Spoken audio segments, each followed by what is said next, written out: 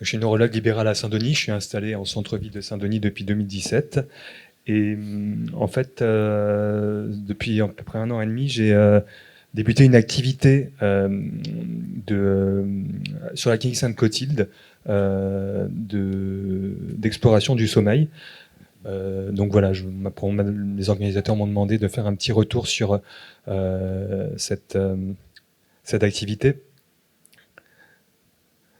Donc, alors en fait, qu'est-ce qui m'a conduit à mettre en place cette activité? Donc, j'ai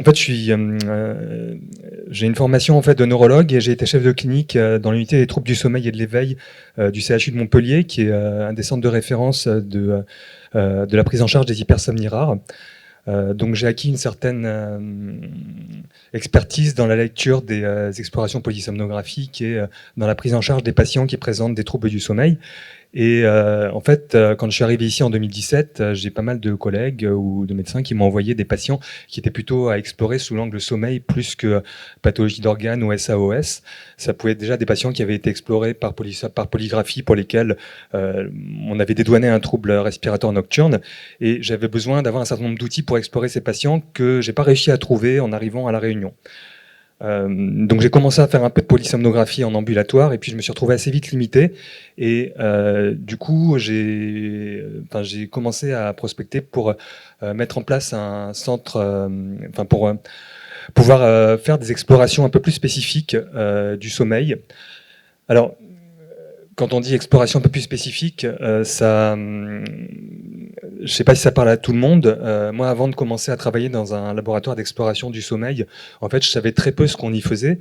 Et je voudrais juste vous faire une petite présentation sur les différents types d'examens du sommeil et les différents protocoles qu'on peut proposer en fonction des différentes indications, puisque je ne sais pas si vous êtes très familier avec ça. Donc, comme vous le savez, l'examen clé, ça va être la polysomnographie.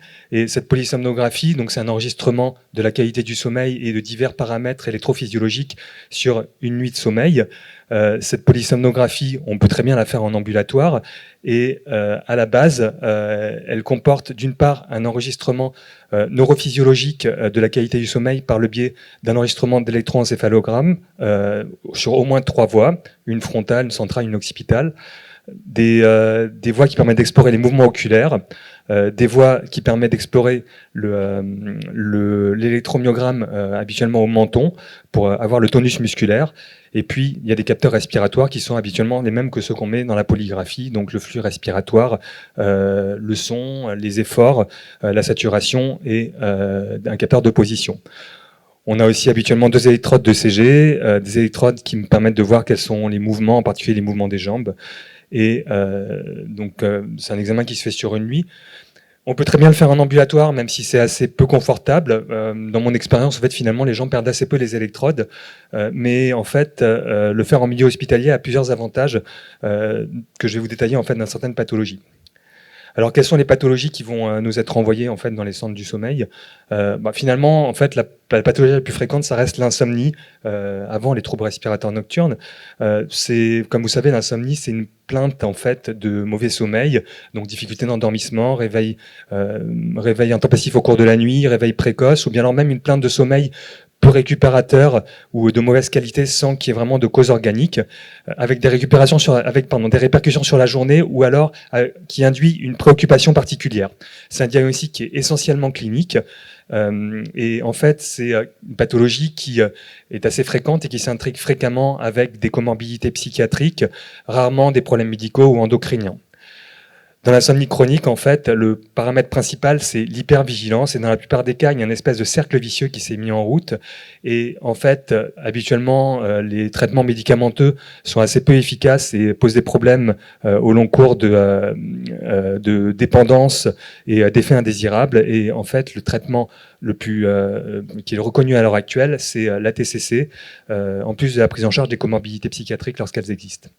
Finalement, le diagnostic est clinique. C'est une pathologie qu'on explore assez peu, ou du moins pas de façon systématique, dans les labos de sommeil.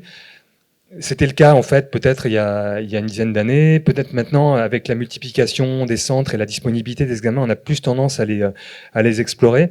En fait, il y a des indications à les explorer de façon systématique s'il y a une suspicion de comorbidité avec une autre pathologie, en particulier le SAOS. On appelle ça COMISA à l'heure actuelle, comorbidité, insomnie, syndrome d'apnée. S'il y a un doute sur un syndrome des jambes sans repos un peu atypique, ou voilà, ou n'importe quelle autre pathologie du sommeil. Et puis, en fait, ça peut des fois être intéressant d'explorer par polysomnographie les insomniaques, principalement parce qu'il y a une grosse discordance souvent entre leur vécu et ce qu'on va réellement enregistrer. Et finalement, quand on voit qu'une insomnie résiste au traitement pharmacologique ou par TCC, ça peut être intéressant d'avoir des éléments un peu plus objectifs pour voir un petit peu comment leur sommeil s'organise. Ça permet souvent de les réassurer. Pour faire ces enregistrements, on peut très bien le faire en ambulatoire. Ça permet aux patients d'être dans l'environnement naturel, un peu écologique, mais on peut aussi le faire en milieu hospitalier. Ça a certains avantages. Le premier, c'est qu'on peut un peu contrôler en fait les conditions de l'examen. Et puis la deuxième chose, c'est que ça nous permet aussi de faire une évaluation comportementale. On peut voir en fait ce qu'ils font pendant leur nuit de sommeil. Et assez souvent, en fait, on voit que ces patients peuvent mettre en place, peuvent avoir des comportements qui sont complètement incompatibles avec un sommeil de bonne qualité. Et en fait, ils nous le disent pas forcément quand on les voit, et donc ça peut apporter des éléments assez intéressants de les prendre en hospitalisation pour ça. Les troubles respirateurs nocturnes, c'est une pathologie assez fréquente. Alors moi, c'est pas forcément mon domaine de prédilection, mais j'en vois quand même. Ça nous arrive aussi d'en dépister chez les patients insomniaques. Bon, je vais pas vous faire un cours là-dessus. Vous savez que la polygraphie est très souvent suffisante. La polysomno peut être des fois intéressante s'il y a une comorbidité qui peut le justifier, ou si le patient a une insomnie sévère qui va réduire le temps de sommeil et donc du coup rendre l'examen polygraphique un peu moins performant. On peut voir au moins quand le patient dort et quand il est éveillé. Voilà, ça peut permettre d'évaluer en fait les répercussions, de voir s'il y a des micro-éveils, en particulier dans le cas des syndromes de haute résistance. Ça peut donc permettre d'évaluer les conséquences et éventuellement d'envisager un appareillage chez ces patients. C'est des polysomnographies standards, on peut très bien les faire en ambulatoire. Après, il y a des fois besoin de mettre d'autres capteurs comme une capnographie. Bon là, je vais pas vous faire le détail, mais principalement chez l'enfant, les pathologies neuromusculaires ou les patients obèses. Un peu plus intéressant, ce qu'on va nous envoyer aussi beaucoup, c'est des parasomnies. Donc les parasomnies, c'est défini par des événements indésirables qui surviennent au cours du sommeil, qui peuvent être des événements moteurs, des événements vocaux comme la somniloquie, parfois des événements émotionnels, des patients qui vont faire des terreurs nocturnes. Il y a différents types de parasomnies qu'on va distinguer en fonction du stade de sommeil dans lesquels elles vont survenir. Je ne sais pas si vous êtes familier avec la structure du sommeil. Mon but n'est pas de vous faire un cours là-dessus, mais en tout cas, qu'on voit des patients pour des parasomnies, les principaux diagnostics différentiels, ça va être principalement l'épilepsie, en particulier pour les parasomnies du sommeil non profond, le somnambulisme. Et puis, ça peut être d'autres types de mouvements anormaux, comme des mouvements périodiques de jambes, des rythmies, en particulier chez les enfants, parfois des myoclonies d'endormissement, qui sont des mouvements anormaux physiologiques. Donc, c'est des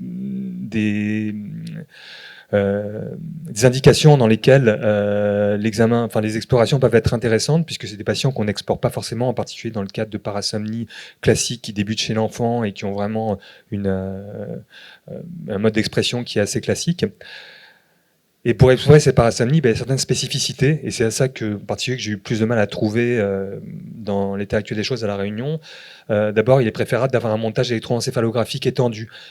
Si on veut pouvoir diagnostiquer une épilepsie, si on n'a que 3 électrodes de EEG, on va être un peu limité.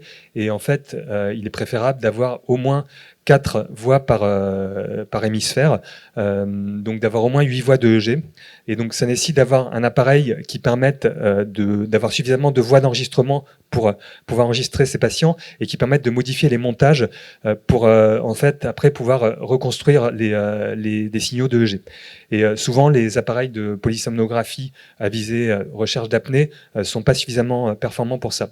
Ça nécessite aussi d'avoir un enregistrement vidéo, et ça, c'est pas possible de faire ça en ambulatoire, même s'il y a quelques dispositifs quelques constructeurs, fabricants qui, à l'heure actuelle, essayent de vendre ce genre de choses-là. C'est mieux d'avoir une vidéo fixe qui filme toute la chambre plutôt que d'avoir quelque chose qui va être placé un petit peu à l'arrache par le patient devant le lit. On va pas trop rien voir. Donc, c'est préférable de le faire en hospitalisation. Et puis, il y a une spécificité en fait dans le cadre des parasomnies du sommeil non profond, c'est que c'est préférable de le faire sur 2 nuits. D'abord souvent parce que lors de la première nuit, il se passe pas grand-chose, les gens se retiennent un petit peu. Et puis en fait, c'est des parasomnies qui sont très souvent favorisées par la privation de sommeil. Donc en fait, ce qu'on peut faire, c'est une nuit en privation de sommeil où on fait dormir le patient que 5-6 heures. Ça permet de contrôler un petit peu la chose. Et puis en fait, une deuxième nuit sur laquelle le patient va être plus détendu, on va se passer de cet effet de première nuit qui fait que souvent les gens sont un peu stressés. On a un peu plus de chances d'enregistrer des choses. Ce qu'on va aussi beaucoup voir en consultation, ça va être des problématiques d'hypersomnie. Donc la somnolence diurne, vous savez que c'est défini par de deux façons différentes, soit des endormissements intempestifs qui surviennent au cours de la journée avec nécessité de réalisation de sieste, soit en fait un besoin de sommeil excessif, et de façon statistique, c'est défini selon l'ICSD-3 par un besoin de sommeil de plus de 11 heures par tranche de 24 heures.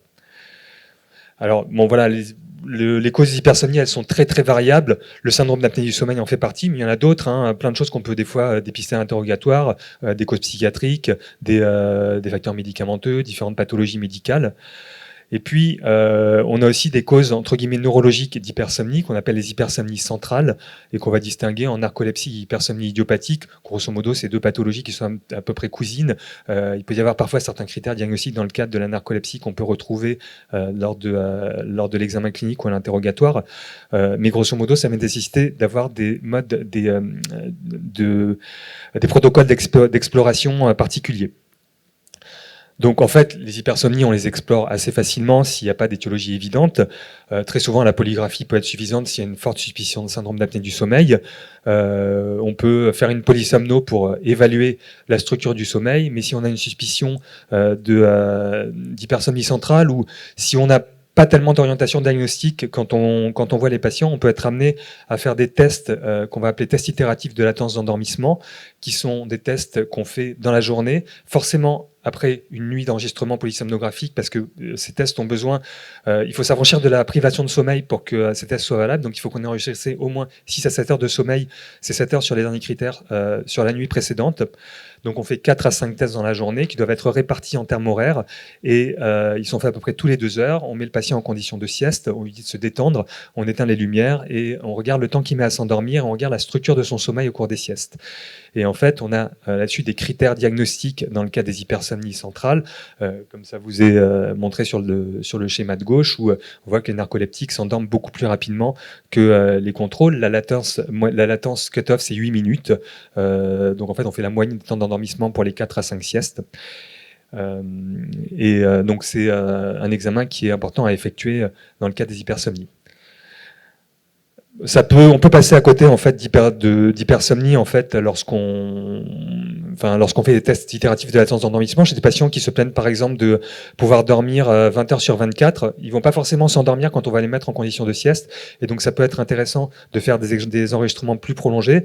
Alors il y a différents protocoles qui existent en fait, c'est des enregistrements qu'on appelle en protocole bed rest, où on prend le patient sur 24, 48 heures et on regarde combien de temps il peut dormir. Souvent le protocole le plus fréquent en fait, c'est de faire une nuit contrainte, une nuit des tests de latence d'endormissement le jour suivant, puis après une deuxième nuit sans contrainte avec un enregistrement sur 24 heures. Après, certains font des enregistrements sur 48 heures en prolongé.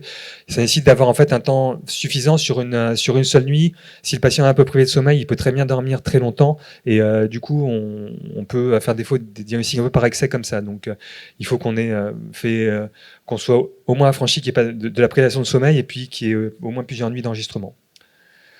Après, c'est important aussi dans un laboratoire de sommeil de pouvoir faire des tests de maintien d'éveil. Je pense que c'est des tests que vous connaissez parce qu'on les fait assez souvent chez les patients apnéiques.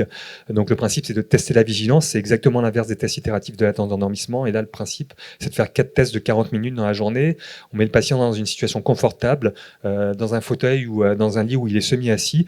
On lui demande, on met dans la semi-obscurité, un petit peu comme s'il conduisait de nuit. On lui demande de ne pas bouger, de fixer un point qui est souvent la caméra, et de ne pas se stimuler. il pas de machin à chewing-gum. Voilà, on regarde en fait combien de temps le patient va mettre à s'endormir dans cette situation et les résultats de ces tests en fait sont assez bien corrélés au risque d'accident de la route.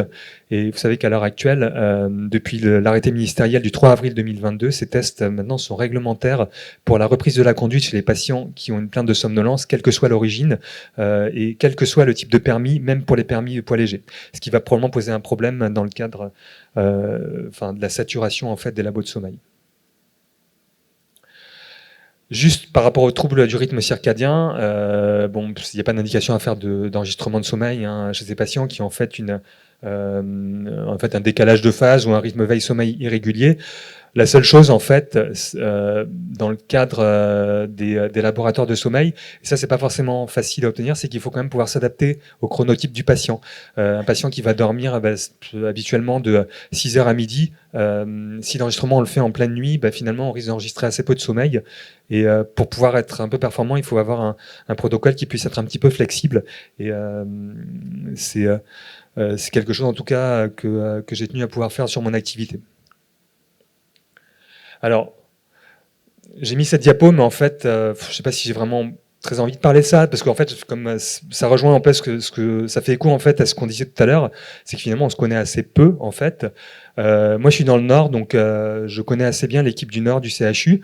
Il y a, au CHU en fait, les services d'exploration du sommeil et en pneumo, je crois qu'ils ont 5 lits. Ils ont possibilité de faire des enregistrements vidéo, des TIL. Il n'y a pas de neurologue actuellement. Il y en avait une qui nous a malheureusement quitté un peu prématurément cette année. Ils n'ont pas possibilité de faire des explorations pour des parasomnies ou de faire des explorations prolongées à ma connaissance. C'est une des raisons qui m'a poussé à mettre en place ce labo de sommeil à la clinique. Pour rebondir sur ce que tu disais, Nicolas, en fait, il y a une RCP en fait qui est faite par le CHU Nord à laquelle je participe, c'est tous les 3 mois. Comment ? En fait, on n'est pas très nombreux. Alors, il y a les ORL du CHU.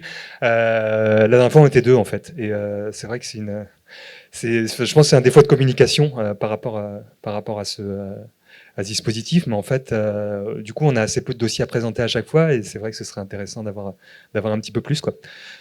Après, au niveau du CHU Sud, je ne sais pas comment ils sont organisés. Je sais qu'en neuro, il y avait un moment quelqu'un qui faisait du sommeil, mais en fait il est parti. Je parle pour les adultes, là pour les enfants, je ne sais rien du tout. Il y a plus de, à l'heure actuelle, il n'y a plus de neurologue référent. Je crois qu'à la clinique du Tampon, le docteur Moreau voulait s'installer aussi. Pardon ? D'accord. En tout cas, voilà. À ma connaissance, les possibilités sont assez limitées.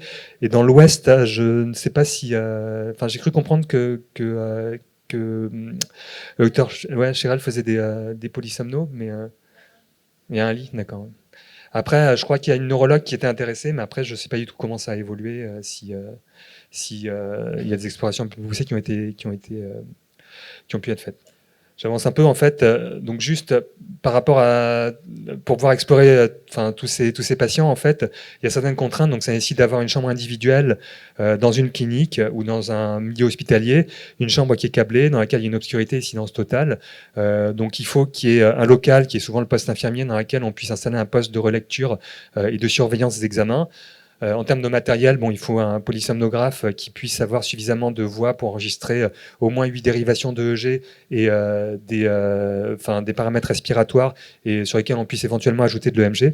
Et il faut du personnel, et ça c'est souvent un peu le problème, c'est qu'il y a besoin de personnel très qualifié pour poser les électrodes et pour mettre en place le matériel, et ça il y a besoin de personnel sur une courte durée dans la journée et pour faire, il y a besoin aussi de personnel qualifié pour les TIL et les TME. C'est du personnel qui doit être disponible à 100% pendant une courte période dans la journée.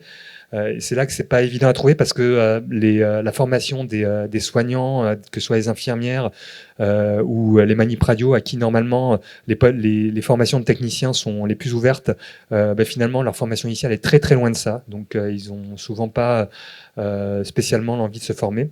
Après, il faut du personnel qui est un peu formé sur la clinique ou sur le centre pour surveiller les examens à distance.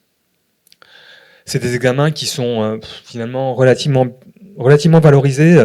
Il y a une revalorisation en fait dans les 10 dernières années. Le GHM pour pour les cliniques privées en tout cas, il peut varier pour un enregistrement d'une nuit entre 292 euros et dès que ça dépasse 2 nuits, en fait c'est beaucoup plus valorisé. Hein, ça monte à 1441. Donc pour la clinique, on a tout intérêt à avoir des patients qui vont rester 2 nuits, même si c'est pas toujours évident. Et en fait, les honoraires de la polysomno, ça va dépendre de la durée en fait de l'examen. Ça peut aller entre 214 et 246 euros. Et pour l'éthyle, en fait, c'est 120,96 €. Donc, il faut trouver un juste milieu pour permettre entre les coûts et les dépenses pour permettre de mettre en place cette activité. Donc du coup, on a mis en place une chambre de polysomno au 3e étage de la clinique. Donc c'est dans un service de médecine polyvalente. C'est une chambre qui fait partie du service et qui est gérée par les infirmières du service. Elle est au fond du couloir, dans un endroit où il est censé pas trop y avoir de bruit, mais il y a un ascenseur pas loin et puis il y a le bureau médical à côté. Donc finalement, il y a un peu de passage. Le poste de surveillance est dans le bureau infirmier. Le matériel que j'ai pris, après c'est l'intérêt est limité, mais en fait c'est du matériel qui est un matériel qui peut s'utiliser en ambulatoire, qui fonctionne en Wi-Fi en fait, et qui du coup le patient n'est pas attaché à une tétière comme on peut voir parfois. Ça permet de limiter les interactions avec le personnel et donc du coup de limiter les branchements et débranchements. Donc le matériel communique avec un routeur qui se trouve derrière le patient. La vidéo est synchronisée en fait au routeur. Il y a une caméra infrarouge. Et le patient peut du coup se déplacer comme il le veut dans la chambre. Et donc cette machine permet en fait de modifier les voix autant qu'on veut. On peut faire des enregistrements EEG prolongés avec 22 dérivations et des polysomnos en même temps. Ça a été plus compliqué de s'organiser pour le personnel. Donc du coup, j'ai formé quelqu'un, qui est une personne de mon entourage, qui n'a rien à voir avec le milieu médical, pour la pose du matériel et pour faire la gestion administrative des patients. Donc c'est quelqu'un qui est complètement dédié à ça lorsqu'il est sur la clinique. Je le paye à l'acte en fait, donc finalement ces examens me rapportent pas énormément. Cette personne surveille aussi un peu à distance les examens par le biais d'une connexion TeamViewer. Donc on a cette double surveillance, puis il y a une surveillance qui est normalement aussi assurée par le personnel infirmier lorsque le personnel passe dans le poste de soins. Il y a des formations qui ont été assurées au personnel infirmier pour la mise en place de l'activité, mais on va voir que ça se passe un petit peu difficilement de ce point de vue-là. Et puis l'avantage aussi de la clinique, en fait, alors je ne sais pas si c'est pareil aux Orchidées, mais à Sainte-Clotilde, les patients sont sous la responsabilité d'un médecin de la clinique. Donc je n'ai pas forcément moi-même à intervenir, étant donné que je suis à distance. Le patient arrive et en fait ils sont vus par le médecin de la clinique, ils sont sous la responsabilité médicale du médecin. Moi j'ai juste à gérer l'examen en fait et à m'assurer que tout se passe bien. Donc je ne suis pas obligatoirement sur place. Donc finalement, actuellement, on fait un enregistrement 2 à 3 nuits par semaine. Les patients arrivent vers 15h, on leur pose le matériel. Le technicien met en route l'examen. Après, le patient va qu'à ses occupations. L'examen se fait en continu. L'équipe infirmière surveille les examens. Les patients sont réveillés par l'équipe infirmière qui après enlève les électrodes et nettoie l'appareil. Et en fait, pour les TIL et les TME, l'avantage de ce matériel, c'est qu'on met l'examen en route. Le technicien n'a pas trop à manipuler en fait. Il demande juste au patient de s'allonger pour les TIL. Il éteint la lumière. Et sur la vidéo, on voit quand l'examen a commencé. Donc on n'est pas obligé de refaire des manipulations à chaque fois qu'on met en route une sieste. Ce que je trouve assez confortable dans ce type de situation. Souvent dans le labo de CHU, on est obligé de manipuler à chaque fois. Et du coup, ça permet de voir aussi ce que le patient fait entre les siestes, s'il n'a pas dormi par exemple entre les tests, ce qui les rend moins valides. Donc voilà, donc souvent, habituellement les patients sont vus au préalable en consultation. Ça ne me dérange pas de prendre des patients en direct, mais il faut que j'ai des données cliniques suffisantes pour pouvoir protocoliser un peu l'examen, et donc ils sont revus pour les résultats après. Depuis qu'on a mis en place cette activité, on a fait 128 examens. Il y a à peu près 70 polysomnographies simples, 9 TIL, 12 TME, 11 patients qui sont venus sur 2 nuits ou plus. La plupart du temps, c'était quand même pour des bilans d'hypersomnie. Bon, et 26 holters EEG, puisque c'est des examens qu'on fait aussi dans la même chambre avec cette même machine. Voilà, donc les indications, c'est quand même beaucoup d'indications de respiratoire. 25 patients qui viennent pour des hypersomnies, 15 pour des parasomnies, et puis après toutes les autres explorations, c'était plutôt pour des problèmes d'hypersomnie, donc pour les polysomnoties ou les examens prolongés. On a quand même, on apporte quand même des choses, hein. Je pense qu'on a, ça permet quand même, ça apporte quand même une aide aux patients, hein, ce type d'exploration. Alors, est-ce pour vous montrer en haut l'hypnogramme d'un patient qui se plaint de pas dormir, d'avoir une acrypnie totale, qui dit ne pas dormir du tout, et qui résiste à tous les traitements médicamenteux et à toutes les prises en charge. Puis finalement, quand vous voyez son hypnogramme, il a dormi toute la nuit, alors qu'il dit le matin qu'il n'a pas du tout dormi.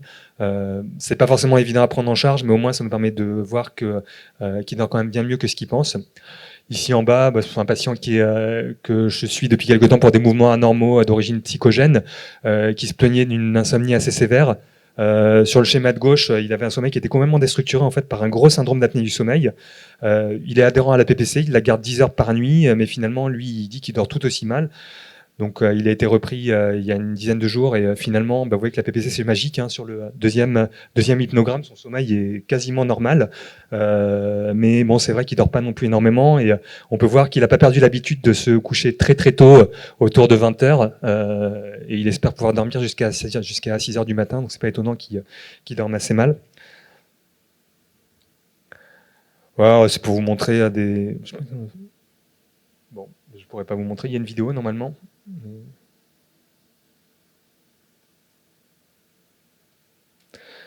Bon, c'est pour vous montrer des parasomnies en fait. Donc j'ai un patient qui est traité pour une narcolepsie par du Xyrem, de l'oxybate de sodium, et donc qu'on prend pour des tests de maintien d'éveil. Et puis sur la nuit d'enregistrement, en fait, on découvre qu'il fait une parasomnie extrêmement longue qui va durer plus de 30 minutes, qui est probablement en lien avec le traitement et dont il avait absolument pas parlé. Et c'est assez impressionnant en fait. Les infirmiers l'ont retrouvé dans les toilettes en train de se décoller tout le matériel. C'est Donc c'est des trucs sur lesquels on tombe par hasard. Bon, donc là pour vous montrer des titres d'un patient narcoleptique, et puis ça c'est un trouble du comportement en sommeil paradoxal. Vous voyez qu'on a des signaux qui sont pas si mauvais que ça quand même. Il y a quand même quelques petits couacs en fait dans la prise en charge des patients. Alors au niveau du matériel, on s'est rendu compte que, au niveau du matériel, il y a quelques petits points faibles, mais ça ils sont corrigés. Il y a des points qui sont liés à la vétusté du matériel informatique, du réseau informatique de la clinique, qui fait que des fois les enregistrements sont coupés. Mais ça, je pense qu'on l'a quasiment corrigé aussi. Puis il y a une problématique d'isolation phonique et lumineuse, mais en fait, on va déménager dans une chambre dans laquelle on va avoir un sas et des volets roulants. Donc ça va nous permettre de corriger ce problème. Après, le principal problème en fait qu'on a, c'est principalement un problème de personnel. Le personnel de la clinique et du personnel infirmier tourne énormément. Il y a beaucoup de changements et même s'il y a eu des formations, ils ne respectent pas toujours le protocole. Les examens ne sont pas toujours bien surveillés. En fait, c'est très très loin de leur formation initiale et donc du coup, souvent il y a un certain manque d'intérêt par rapport à ça. Et donc il y a des pannes en fait des fois qui vont pas être détectées, ou bien alors des patients qui vont perdre le capteur de SAT pendant toute la nuit, ça va pas forcément être détecté. C'est pour ça qu'on les surveille en fait, soit mon assistant, soit moi, on surveille les examens à distance de façon assez régulière parce que on a quand même du mal à pallier à ce problème-là. En tout, finalement, il n'y a que 3 patients qu'on a dû faire revenir. Il y a certains examens qui ont été un petit peu plus inconfortables à lire du fait de panne ou de perte de capteurs qui n'ont pas été corrigés. Ça ne devrait pas se passer, mais après, ça reste quand même assez marginal sur l'ensemble des examens qu'on a fait. La plupart se passent quand même assez bien. Et puis, il y a quand même certains membres du personnel qui sont assez réactifs de ce point de vue-là. Donc voilà les perspectives. Donc c'est d'abord ce changement de champ qui va nous permettre d'avoir un milieu plus calme. Et puis surtout, je pense que ce qui pose problème dans le cadre de la surveillance d'examen, c'est le fait que moi je suis pas du tout sur place en fait. Je suis au centre-ville de Saint-Denis et du coup je ne passe pas voir les patients et je ne passe pas voir le personnel. Et ça, je pense que c'est extrêmement important quand même pour un laboratoire de sommeil d'avoir un médecin sur place qui sensibilise et qui montre à chaque fois qu'il y a eu une problématique de prise en charge. Donc le but est de faciliter la transmission de l'information entre le médecin et les personnels soignants. Le parcours de soins bien sûr après, puisque finalement les patients sortent et ils n'ont pas toujours leur rendez-vous de suivi. Et puis le but, ça va être aussi peut-être d'essayer de mettre en place une structure avec les cardio, les ORL, les pneumos de la clinique ou des autres cliniques, hein, du groupe. Et puis éventuellement de mettre en place une structure pour la prise en charge de l'insomnie avec l'aide de la psychologue du service, peut-être de mettre en place quelque chose d'un petit peu plus structuré.